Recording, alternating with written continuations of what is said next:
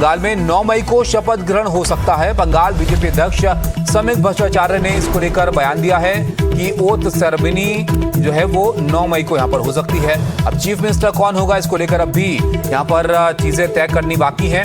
कई सारे नाम हैं जो चर्चा में हैं, लेकिन ये अभी तय होगा, उसके बाद शपथ ग्रहण यहाँ पर होना है। अब 9 तारीख यहाँ पर दे दी गई है, तो जल्दी आप उम्मीद कीजिए इस पर भी फैसला यहाँ पर हो जाएगा। दावेदार कई सारे हैं। बीजेपी ने प्रचंड बहुमत के साथ इस बार जीत हासिल की है पश्चिम बंगाल में, और अब शपथ ग्रहण की तैयारियां यहाँ पर शुरू की जा रही हैं। शपथ कब तक होने की उम्मीद है? और उम्मीद नहीं तो प्रधानमंत्री जी कल घोषणा कर दिया 25 वैशाख 9 में रविंद्रनाथ ठाकुर का जन्मदिन, उसी दिन में ये सरकार शपथ लेगी। रविंद्रनाथ ठाकुर का जन्मदिन भी है और उसी दिन बीजेपी की तरफ से शपथ ग्रहण समारोह भी पश्चिम बंगाल में यहां पर हो सकता है। बीजेपी अध्यक्ष ने बंगाल के ये बड़ा बयान यहां पर दिया है। ऋतिक हमारे साथ हैं। ऋतिक, का शपथ ग्रहण की तारीख एक तरह से यहां पर जाहिर कर दी है जो प्रदेश अध्यक्ष हैं बीजेपी के, लेकिन मुख्यमंत्री कौन होगा ये भी यहां पर तय किया जाना। बताइए कैसे शपथ ग्रहण हो सकता है, कहां पर हो सकता है, कैसी तैयारियां वहां पर दिख रही हैं? देखिए, इस वक्त की सबसे बड़ी खबर मैं आपको बता दूं कि शपथ ग्रहण समारोह की जो है ये खबर जो आ रही है, शोमिक भट्टाचार्य खुद कह रहे हैं कि जो 25 से वैशाख जो है वहाँ पर वो है शपथ ग्रहण वो की जाएगी। मुख्यमंत्री कौन बनेंगे इस बात पर भी चर्चा हो रहा है। और मैं आपको बताऊं सूत्रों के हवाले से जो खबर है इसके अनुसार मैं आपको बताऊं कि शुभेंदु अधिकारी जो नंदीग्राम और भवानीपुर दोनों जगह पर जो है जाइंट किलर के तौर पर उभरे हैं, वो जो है वो ही मुख्यमंत्री के तौर पर आगे चल रहे। लेकिन इस बात को लेकर क्या पुष्टि है और क्या सिद्धांत होगा वो बाद में पता चलेगा। लेकिन मैं आपको बताऊं कि पहले जो खबर मिल पा रही है कि भूपेंद्र यादव और के उपाध्याय, रपी त्रिपाठी समेत जो है 2 सेंट्रल ऑब्जर्वर थे इस चुनाव के भारतीय जनता पार्टी के पक्ष से, वो सब जो है दिल्ली वापस चले गए हैं। सुनील बंसल जो है आज दोपहर को उनकी अगुवाई में कोलकाता के जो मुख्य दफ्तर है, सदर दफ्तर है भारतीय जनता पार्टी के, वहाँ पर एक अहम बैठक की जाएगी और उस बैठक में शुभेंदु अधिकारी, शोमिक भट्टाचार्य समेत तमाम जो मुख्य नेता है बंगाल बीजेपी के वो शरीक होंगे। इसके अलावा कल जो सुनील बंसल साहब है वो कल दिल्ली वापस जाएंगे, वहाँ पर एक अहम बैठक होनी है, तो इसके बाद ही तय हो पाएगा। फ्रंट रनर की अगर बात की जाए तो उसमें शुभेंदु अधिकारी है, शोमिक भट्टाचार्य के नाम भी चर्चा में आ रहा है, क्योंकि अगर देखा जाए तो उनके अगुवाई में भी यहाँ पर जो है एक चेहरा भारतीय जनता पार्टी को हासिल हुआ है। और इसी के कारण जो 9 तारीख यानी गुरुदेव रविंद्रनाथ टैगोर की जो जन्म तिथि है उस दौरान बीजेपी जो है मुख्यमंत्री के शपथ लेंगे।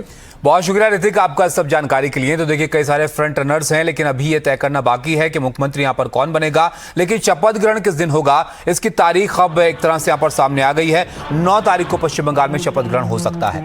आगे बढ़ते हैं। देखिए बीजेपी की प्रचंड जीत के बाद सभी बीजेपी सांसद उन राज्यों पर बयान दे रहे हैं जहां अभी बीजेपी की सरकार नहीं है। पश्चिम बंगाल की जनता की नजर अब इस बात पर टिकी है कि सीएम की कुर्सी पर कौन बैठेगा। क्या वो चेहरा शुभेंदु अधिकारी होंगे जिन्होंने नंदीग्राम से भवानीपुर तक ममता बनर्जी को सीधी चुनौती दी, या फिर दिल्ली से कोई सरप्राइज नाम सामने आएगा। हालांकि शुभेंदु का नाम सबसे ऊपर नजर आ रहा है, लेकिन बीजेपी अपनी सरप्राइज पॉलिटिक्स के लिए जानी जाती है। भागुआ तो एक्सपेक्टेड, हम लोग देख लिया ना, हिंदू ईवीएम बीजेपी, मुसलमान ईवीएम टीएमसी, मालदा, मुर्शिदाबाद, उत्तर दिनाजपुर छोड़ के वहाँ मुस्लिम लोग कांग्रेस को फेवर करते हैं। शुभेंदु अधिकारी वो शख्स जो कभी ममता का सबसे करीबी रहा और फिर उनका सबसे बड़ा विरोधी। सड़क से लेकर विधानसभा तक शुभेंदु ने ममता पर हमले का कोई मौका नहीं छोड़ा। ममता की सत्ता को उखाड़ फेंकने के लिए शुभेंदु ने दिसंबर 2020 में तृणमूल छोड़ बीजेपी का दामन थामा और फिर उसकी लड़ाई की कमान थाम ली। सिंगूर के साथ जिस नंदीग्राम से ममता ने लेफ्ट फ्रंट के सफाई की लड़ाई छेड़ी थी, उसी नंदीग्राम से शुभेंदु ने 2021 के विधानसभा चुनाव में ममता को हराकर सबको हैरान कर दिया। वो पूरे 5 साल पश्चिम बंगाल विधानसभा में विपक्ष के नेता बने रहे। ममता बनर्जी पर लगातार हमले कर उनके खिलाफ माहौल बनाने में बड़ी भूमिका निभाई। शुभेंदु ने बीजेपी का घुसपैठियों का मुद्दा बड़े जोरदार तरीके से उठाया। उनका मानना है कि इस मुद्दे ने बीजेपी की जीत में बड़ी भूमिका निभाई। इसका एक ही रीजन है, घुसपैठिया। जिस तरीके से डेमोग्राफी चेंज किया उसका खिलाफ ही वोट हुआ। बीजेपी की ऐतिहासिक जीत के बाद सबकी नजर इस बात पर है कि राज्य की कमान किसे सौंपी जाती है। शुभेंदु अधिकारी इस सवाल के जवाब से बच रहे हैं। कह रहे हैं कि बीजेपी आला कमान ही ये फैसला करेगा, लेकिन उन्होंने ये दावा किया कि चुनाव के बाद राज्य में किसी तरह की हिंसा नहीं होने देंगे। मैं अभी पूरा प्रदेश में शांति ठीक रहे, कोई भी टीएमसी जिस तरीके से गुंडागर्दी करता था, जो भी भ्रष्टाचारी है, गुंडा है, वो जेल में जाएगा कानून के अंदर। लेकिन जितना 2021 में पोस्ट पोल वायलेंस हुआ, इस तरीके से कोई काम हम लोग करने नहीं दूंगा। हालांकि बंगाल में सिर्फ बीजेपी की जीत की ही चर्चा नहीं है, बल्कि इस जीत के बाद कुछ इलाकों में हुई आपसी झड़प की भी खबरें सामने आई हैं।